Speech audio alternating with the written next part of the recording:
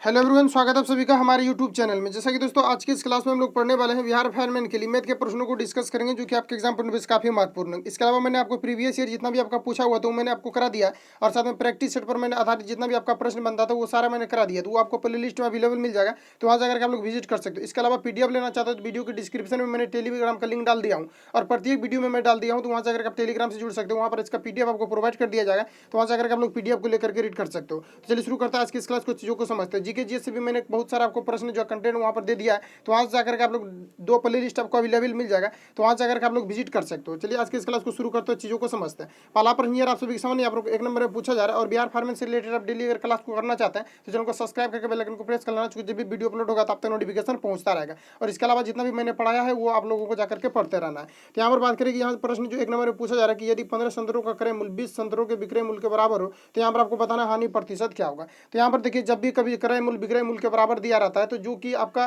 विक्रय मूल्य दिया रहता है वो आपका क्रय मूल्य बन जाता है, यानी कॉस्ट प्राइस बन जाता है, और जो कि आपका क्रय मूल्य दिया रहता है वो आपका सेलिंग प्राइस बन जाता है। ये आपको ध्यान में रखना है, और ऐसा प्रश्न आपका बार बार पूछा जाता है। तो यहाँ पर बात करें कि 15 संतरों का विक्रय मूल्य 20 संतरों के विक्रय 15 संतरों का जो क्रय मूल्य है 20 संतरों के विक्रय मूल्य के बराबर है। तो यहाँ पर आपको बताना है कि हानि प्रतिशत क्या होगा। तो जैसा कि मैंने आपको अभी तुरंत बताया है कि जैसे कि यहाँ पर मान लेते कि 5, यहाँ पर जो आपको 15 जो संतरा दिया हुआ है, ये आपको यहाँ पर क्रय मूल्य दिया हुआ है। तो क्रय मूल्य जो यहाँ पर आपको दिया हुआ है ये आपका क्या है, तो क्रय मूल्य क्या बन जाएगा, एसपी बन जाएगा, यानी कि आपका सेलिंग प्राइस बन जाएगा। तो यहाँ पर आपका ये कितना हो जाएगा, 15 रुपीज़ हो जाएगा।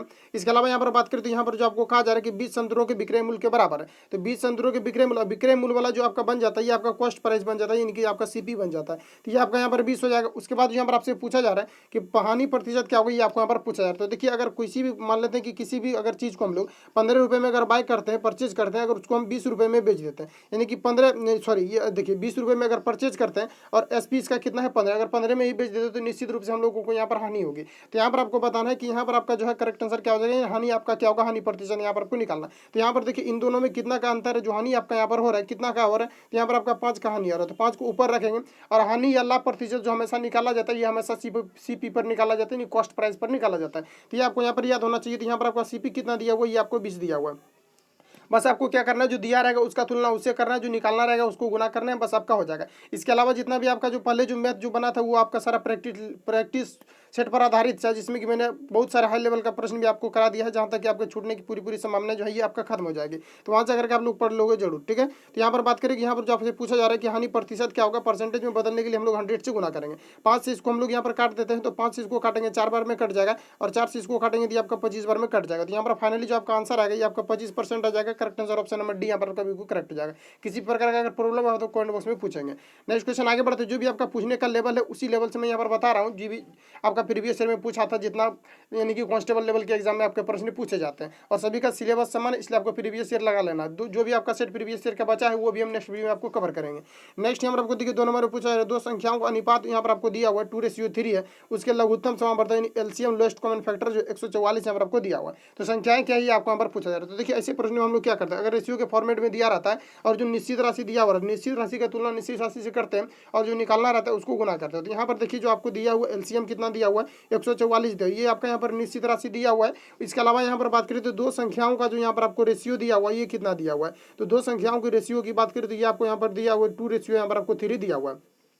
अब ऑलरेडी यहाँ पर आपको 144 जो दिया हुआ है आपको यहाँ पर एलसीएम दिया हुआ है, तो यहाँ पर हम लोग क्या करेंगे, एलसीएम निकालेंगे। तो एलसीएम यहाँ पर आपका कितना हो जाएगा, तो 3 को 2 से गुना करेंगे, क्योंकि एलसीएम जब निकालना रहता है तो वहाँ पर क्या करते हैं हम लोग एलसीएम निकालते हैं। तो एलसीएम यहाँ पर आप कैसे निकालोगे, तो यहाँ पर देखिए दोनों क्या अभाज्य संख्या है, और जब अभाज्य संख्या रहता है तो हम लोग क्या करते हैं सीधा गुना कर देते हैं। तो गुना कर देंगे तो 3 यहाँ पर कितना हो जाएगा, 6 हो जाएगा। उसके बाद जो यहाँ पर आपको पूछा जा रहा है, यानी कि तुलना कर दी, एलसीएम का तुलना एलसीएम से कर दिए, जो निकालना रहेगा उसको गुना करेंगे। तो पूछा जा रहा है कि संख्याएं क्या है, तो जब संख्या निकालना है तो एक बार 2 से गुना करेंगे, एक बार 3 से गुना करेंगे। तो इसको सबसे पहले हम लोग यहाँ पर सॉल्व कर लेते हैं, ठीक है। तो यहाँ पर 2 से गुना कर देते हैं, 2 से इसको काट देते हैं, आपका 3 बार में कट जाएगा, और 3 से इसको काट देते 3 जो यहाँ पर आपका 12 हो जाएगा, और इसको फिर 8 बार में हम लोग कैंसिल आउट, यानी कि 48 हो जाएगा। तो यहाँ पर आपका जो पहली जो संख्या निकल करके आएगा ये आपका 48 आएगा, और दूसरा यहाँ पर देखिए 48 सिर्फ आपको ऑप्शन नंबर ए में ही दिया हुआ है, ठीक है। और दूसरा अगर निकालना चाहते हो तो फिर आपको क्या करना है, 144 का तुलना आपको 6 से करना है, जो कि ऑलरेडी मैंने निकाल लिया हुआ। यहाँ पर एलसीएम आपका दूसरी संख्या पूछेगा तो यहाँ पर आपको 3 से गुना करना है, 3 से इसको कैंसिल आउट करेंगे, 2 बार में कटेगा, 2 से फिर 144 को कैंसिल आउट करेंगे तो ये आपका 64 हो जाएगा। सॉरी यहाँ पर देखिए कितना हो जाएगा,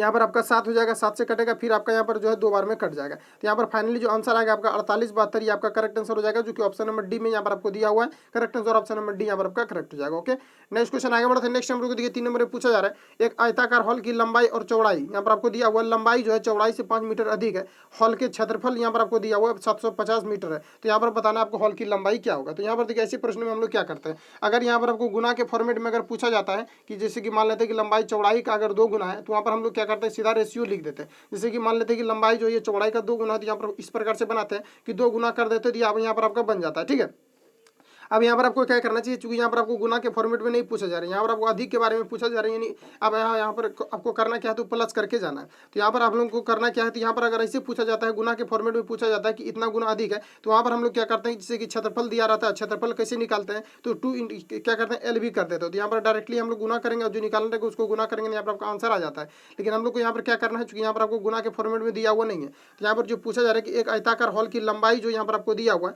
तो ये आपका मान लेते हैं कि आपका लंबाई है और ये आपका यहाँ पर चौड़ाई है। ठीक है, और यहाँ पर कहा जा रहा है कि लंबाई जो है चौड़ाई से 5 मीटर अधिक है, तो चौड़ाई अगर हम लोग x मान लेते हैं तो लंबाई आपका कितना हो जाएगा, x प्लस यहाँ पर आपका 5 हो जाएगा। ओके, यहाँ पर देखिए लंबाई चौड़ाई आपका यहाँ पर निकल चुका है। अब पूछा जा रहा है कि इसका क्षेत्रफल जो ये आपका 750 वर्ग मीटर यहाँ पर आपको दिया हुआ है। जब यहाँ पर आपका क्षेत्रफल 750 वर्ग मीटर यहाँ पर आपको दिया हुआ, इसका मतलब है कि लंबाई गुना चौड़ाई करके ही दिया होगा। तो लंबाई गुना चौड़ाई करके हम लोग बराबर क्षेत्रफल करेंगे, उसके बाद x का जो मान आपका यहाँ पर निकलेगा औचर पद का, वही आपका यहाँ पर क्या हो जाएगा, तो लंबाई जो भी निकलेगा x का मान, उसको हम लोग क्या करेंगे, लंबाई वाला में यानी कि x की जगह पर रखेंगे, 5 को ऐड करेंगे। तो यहाँ पर आपको करना क्या है, लंबाई गुना हम लोग सबसे पहले यहाँ पर चौड़ाई कर देते हैं, तो x प्लस 5 कीजिए, उसके बाद यहाँ पर आपको इंटू x करना है। उसके बाद ये आपको क्षेत्रफल दिया हुआ है, आपको 750 यहाँ पर आपको दिया हुआ है। अब यहाँ पर इसको आप खुद से भी सॉल्व कर सकते हो। ठीक है, तो यहाँ पर हम लोग एक बार गुना कर दो, एक्स स्क्वायर हो जाएगा और यहाँ पर आपका 5x हो जाएगा, बराबर यहाँ पर आपका कितना हो जाएगा, 750 हो जाएगा। 750 को आप इस पार लेकर के आओगे, उसके बाद इसको द्विघात समीकरण के फॉर्मेट में आपको तोड़ देना, ये आपका यहाँ पर निकल करके आ जाएगा। द्विघात समीकरण में जैसे आप यहाँ पर तोड़ते हो, इसका 2 मान आएगा, यानी 2 का गुणनखंड आएगा। उसके बाद आपको क्या करना है, सेटिस्फाई कर देना, यानी कि इधर आपको मान रखना जो कि इसको क्या कह सेटिस्फाई कर देना। जो मान रखने से ये सेटिस्फाई कर जाएगा, वही आपका x का मान हो जाएगा। और वही यहाँ पर आपको क्या करना, x का मान एक बार यहाँ रख देना, एक बार यहाँ रख देना है, तो एक बार आपका लंबाई निकल जाएगा, एक बार चौड़ाई निकल। इसको आप लोग खुद से कर लोगे। ठीक है, नेक्स्ट क्वेश्चन आगे बढ़ते हैं। नेक्स्ट यहाँ पर आपको देखिए पूछा जा रहा है 4 नंबर में, 3 कुर्सियों और 4 टेबल की लागत मूल्य जो है 5 कुर्सियों और 3 टेबल के लागत मूल्य के बराबर है। एक कुर्सी और एक टेबल की लागत मूल्य का अनुपात क्या होगा, ये आपको यहाँ पर पूछा जा रहा है। तो देखिए ऐसे प्रश्न में हम लोग क्या करेंगे, तो यहाँ पर जो कहा जा रहा है कि 3 कुर्सी है, तो चल सबसे पहले हम लोग यहाँ पर लिख देते हैं 3C लिख देते हैं। ठीक है, तो ये आपका चेयर हो गया यहाँ पर। उसके बाद कहा जा रहा है कि 4 टेबल की, यानी कि 3 कुर्सी और 4 टेबल है। ठीक है, तो 4 टेबल है, तो चलिए हम लोग यहाँ पर 4 टेबल लिख दिए। ठीक है, तो टेबल का सिंबल आपका टी हो गया। उसके बाद यहाँ पर आपको कहा जा रहा है कि 5 कुर्सी, तो 5 आपका यहाँ पर चेयर हो गया। उसके बाद पूछा जा रहा है 3 टेबल के लागत मूल्य के बराबर है, तो यहाँ पर आपका 3 टेबल हो जाएगा। तो यहाँ पर आपको क्या करेंगे, टेबल को टी से डिनोट कर देते हैं। अब यहाँ पर आपको पूछा जा रहा है कि एक कुर्सी और एक टेबल का अनुपात क्या होगा, ये आपको यहाँ पर पूछा जा रहा है। तो यहाँ पर देखिए हम लोग क्या करते हैं, इसको हम लोग ऐसा करते हैं कि यहाँ पर जो है ना, इसको हम लोग टी वाला सी वाला इसको लेकर के हम लोग उस पार चल जाते हैं। इस पार जैसे हम लोग लेकर के आते हैं, उस पर आपका क्या हो जाएगा, तो यहाँ पर ये वाला उधर जाके आपका माइनस हो जाएगा, तो यहाँ पर आपका जो है 2C यहाँ पर आपका फाइनली बच जाएगा। उसके बाद यहाँ पर आपका क्या हो जाएगा, इसको भी हम लोग उस पार लेकर के चले जाते हैं, या तो फिर आप इसको इस पार लेकर के आ सकते हो। तो चलिए हम लोग इसको उस पार ले गए, इसको इस पार ले आए। ठीक है, तो यहाँ पर जो आपका फाइनली यहाँ पर आपको जो हो जाएगा, इधर आके 3T जो है आपका माइनस हो जाएगा, तो यहाँ पर आपका जो है सिर्फ T बचेगा। T के आगे कोफिशिएंट आपका 1 रहता है। अब जैसे कि आपको यहाँ पर क्या करना है, रेशियो लिखना। तो रेशियो जैसे कि हम लोग इक्वल के फॉर्मेट में रहता है, और इसको जब हम लोग रेशियो में कन्वर्ट करते हो, तो यहाँ पर आपका क्या होता है कि अनुपात पलट जाता है। ये सारा बेसिक चीज आपको यहाँ पर पता होना चाहिए। यहाँ पर जैसे कि C यहाँ पर आपका हो जाएगा C, और उसके बाद रेशियो हम लोग T का अगर मान यहाँ पर निकालते हैं, तो यहाँ पर देखिए ये आपका जो 1 है, ये आपका इधर चला जाता है, 2 आपका इधर चला जाता है। ओके, तो यहाँ पर देखिए आपका क्या हो जाएगा, तो यहाँ पर आपका जो फाइनली जो आंसर आएगा 2 रेशियो यहाँ पर आपका 1 आ जाएगा। इसी अनुपात आपका पलट जाता है। ठीक है, तो यहाँ पर आपका करेक्ट आंसर क्या हो जाएगा, तो ऑप्शन नंबर यहाँ पर आपको ए में दिया हुआ correct answer option number A यहाँ पर आपका करेक्ट हो जाएगा। नेक्स्ट क्वेश्चन आगे बढ़ते हैं। नेक्स्ट नंबर को देखिए 5 नंबर में पूछा जा रहा है, एक भिन्न के अंश को 10% घटाया जाए और हर को कहा जा रहा है कि 20% बढ़ाया जाए। तो भिन्न का जो मान है ये आपका 19 9 बटे यहाँ पर आपका 20 हो जाता है। तो मूल भिन्न क्या है, ये आपको यहाँ पर पूछा जा रहा है। तो देखिए ऐसे प्रश्नों को हम लोग कैसे बनाते हैं, तो यहाँ पर आपको सिंपली करना ये होता है कि जैसे कि मान लेते हैं कि एक भिन्न के अंश में कहा जा रहा है कि 10% घटाया जाए। तो मान लेते हैं कि परसेंटेज में अगर कभी भी सवाल पूछा जाता है, तो वहाँ पर हम लोग क्या करते हैं, डायरेक्टली 100 को मानते हैं। और 100 को मानने के बाद अगर मान लेते हैं कि अगर 10% वहाँ पर अधिक है, तो आपका हो जाएगा 110। अगर 20% कम है तो 120% कम है तो आपका हो जाएगा 80। तो इस प्रकार से आपको जब भी परसेंटेज में पूछा जाए, तो वहाँ पर आपको 100 मान करके चलना होता है। तो यहाँ पर जैसे कि आपसे यहाँ पर पूछा जा रहा है 5 नंबर, एक भिन्न के अंश को पूछा जा रहा है कि 10% बढ़ाया जाए, यानी कि घटाया जाए। 10% अगर घटाया जाता है तो परसेंटेज में सभी का मान होता है 100। किसी भी वस्तु को आप ले लीजिए, वहाँ पर क्या होता है कि वो अपने आप में 100% होता है। तो यहाँ पर बात करें तो 10% घटाया जाता है, तो इसका मतलब वहाँ पर आपका 90 हो जाता है। तो मान लेते कि आपका जो हंस है सॉरी आपका जो भिन्न है ये आपका एक्स बाई वाई के फॉर्मेट में रहेगा। एक्स बाई वाई मान लेते हैं कि ये आपका भिन्न है, फ्रैक्शन है, ठीक है। तो यहाँ पर आपको कहा जा रहा है कि अंश में क्या किया जाता है कि 10% को घटाया जाता है।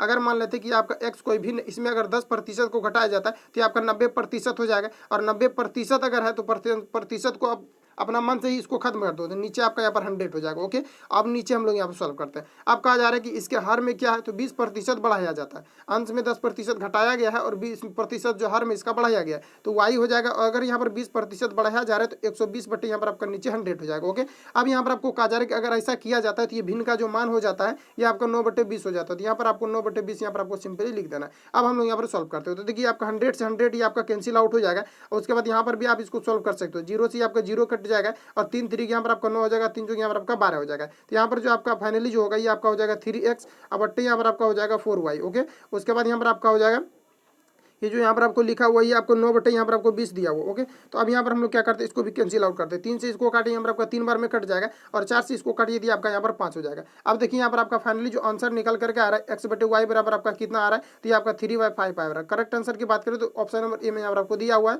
Correct answer. Option number A यहाँ पर आपका करेक्ट हो जाएगा।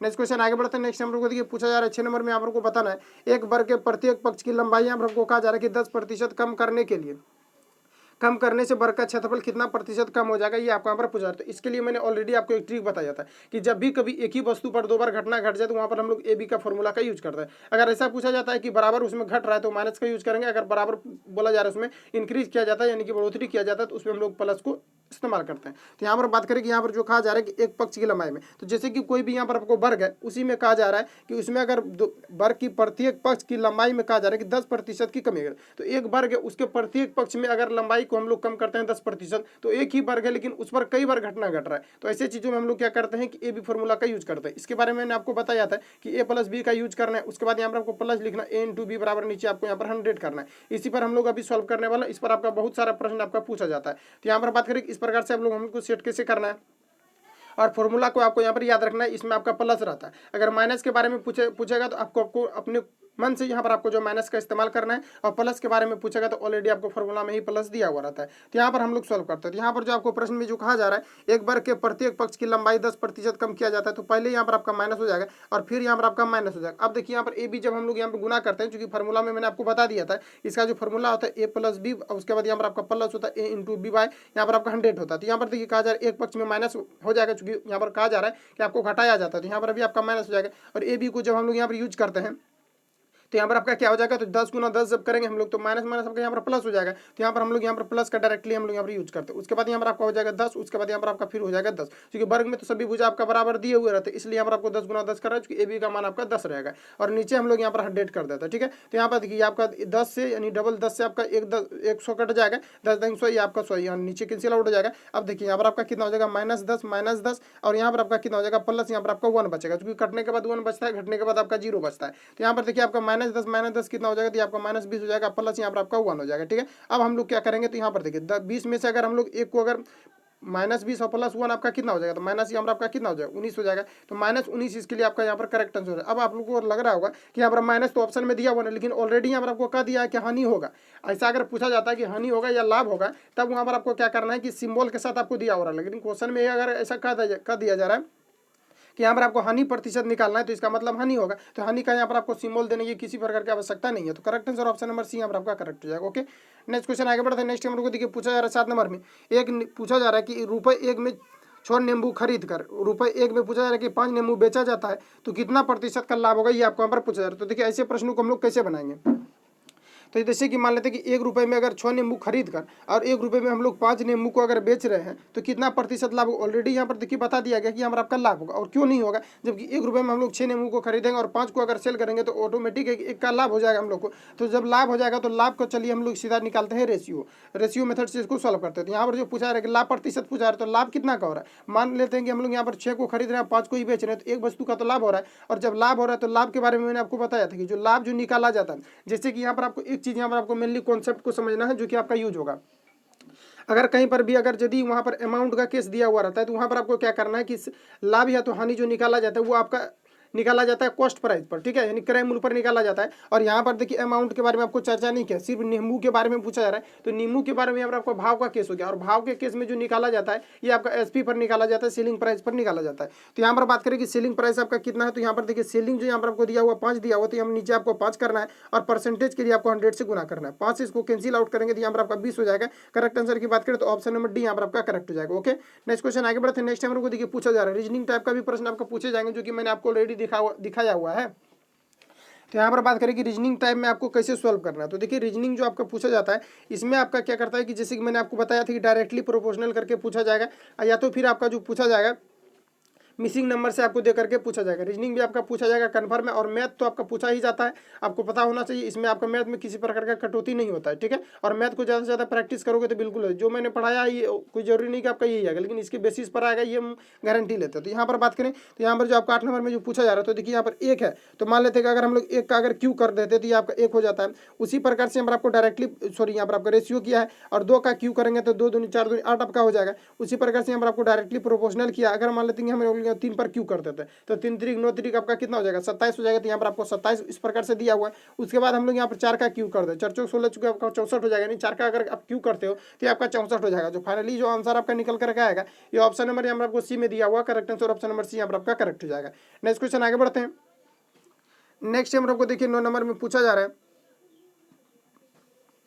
एक संख्या का 96% जो दिया हुआ है यहाँ पर आपको 19,584 होता है, तो उस संख्या का 56% कितना होगा ये आपको यहाँ पर पूछा रहे। तो देखिए ऐसे प्रश्नों में हम लोग क्या करते हैं, जैसे कि मान लेते हैं यहाँ पर देखिए बहुत लोग क्या करेंगे यहाँ पर एक्स वाई मान करके बनाएंगे। जब एक्स वाई करके आप बनाते हो तो वहाँ पर आपका काफ़ी लंबा समय जो है लग जाएगा, ठीक है। तो यहाँ पर आपको क्या करना है कि जैसे कि मान लेते हैं कि एक संख्या का 96%, तो आखिर हम लोग को संख्या सबसे पहले पकड़ना है, संख्या क्या है। तो इसमें अगर हम लोग मान लेते हैं कि कोई संख्या एक्स है, अगर उसका आप वैल्यू को अगर निकालना अगर यदि स्टार्ट करते हो तो इसमें आपका काफ़ी लंबा प्रोसेस चला जाता है। तो यहाँ पर हम लोग को क्या करना है कि इस संख्या जो है यहाँ पर आपका मान लेते हैं कि आपका 96% दिया हुआ है, परसेंटेज को हटाएंगे नीचे आपका 100 हो जाएगा। अब कहा जा रहा है कि किसी संख्या का 96% 19,584 है, तो संख्या क्या है, तो संख्या आपका 100 है।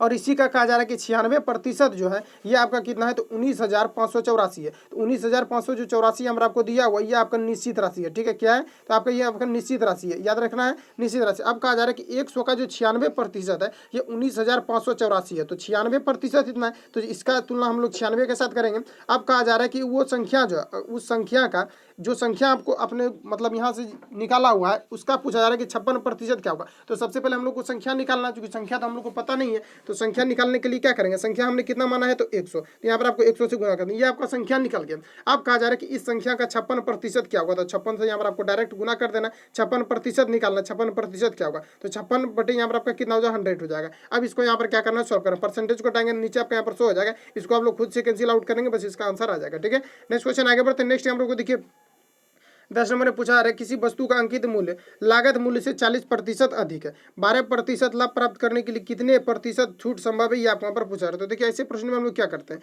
किसी वस्तु का मान लेते हैं कि अंकित मूल्य जो यहाँ पर आपको दिया हुआ है ये 40% अधिक है, तो किसी वस्तु का जो कॉस्ट प्राइस होता है ये अपने आप में 100% ही होता है, चाहे आप किसी वस्तु को कितना भी परचेज करो ये अपने आप में 100% माना जाता है, ठीक है। तो यहाँ पर बात करें तो इसका सीपी सबसे पहले हम लोग यहाँ पर मान लेते हैं जो इसका कॉस्ट प्राइस होगा ये आपका 100 रुपीज़ है, ठीक है। इसमें कहा जा रहा है कि इसका जो अंकित मूल्य है ना, तो अंकित मूल्य को हम लोग यहाँ पर सबसे पहले डिनोट कर लेते हैं AM से कर देते हैं, ठीक है। अंकित मूल्य यहाँ पर आपको कितना दिया हुआ 40% अधिक, किसी भी वस्तु को अगर आपने परचेज किया 100 रुपीज़ में और 40% अगर आपने उसमें इंक्रीज कर दिया है तो ये आपका हो जाएगा 140 रुपीज़ हो जाएगा। तो यहाँ पर बात करें तो ये आपका कितना हो जाएगा, तो 140 हो जाएगा, चूंकि 40 रुपये यहाँ पर आपका अधिक अंकित किया गया।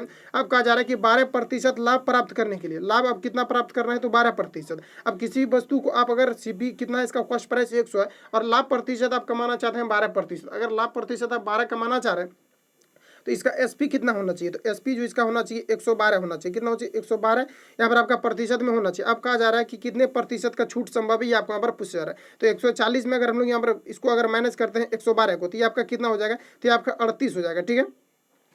सर ये आपका कितना निकल करके आ जाएगा, तो ये आपका 28 हो जाएगा, ठीक है। तो इसमें आप माइनस कर सकते हो, तो जैसे कि हम लोग यहाँ पर माइनस कर देते हैं तो यहाँ पर आपका कितना हो जाएगा, तो यहाँ पर देखिए आपका कितना हो जाएगा, तो आपका 28 हो जाएगा। अब यहाँ पर आपको क्या करना है कि ये जो आपका 28 है, 28 यहाँ पर जो परसेंटेज जो निकल करके आया यही आपका यहाँ पर क्या हो जाएगा, छूट संभव है। क्वेश्चन देखने से आपको बहुत फास्ट लग रहा होगा, लेकिन ज़्यादा से ज़्यादा प्रैक्टिस करोगे तो बिल्कुल ईजी हो जाएगा। ठीक है, तो यहाँ पर जो पूछा जा रहा था आपको कि कितना छूट इसमें जो है संभव है, तो ये आपका 28% का छूट संभव है। चूंकि यहाँ पर अंकित कितना किया गया 140 रुपये, और यहाँ पर आपको एसपी कितना किया जा रहा है 112 रुपये, तो छूट कितना इसका हो गया, तो 28% इसमें छूट दिया गया। चूंकि जो कहा गया वो किया नहीं गया, इस पर ऑलरेडी यहाँ पर आपको बढ़ा करके अंकित किया गया। तो ऐसे प्रश्नों को आप ज़्यादा से ज़्यादा प्रैक्टिस करोगे तो बिल्कुल आपका हो जाएगा, और किसी प्रकार परेशानी हो तो आप हमें कमेंट बॉक्स में पूछेंगे। तो यहाँ पर आपका करेक्ट आंसर ऑप्शन नंबर यहाँ पर आपका करेक्ट हो जाएगा।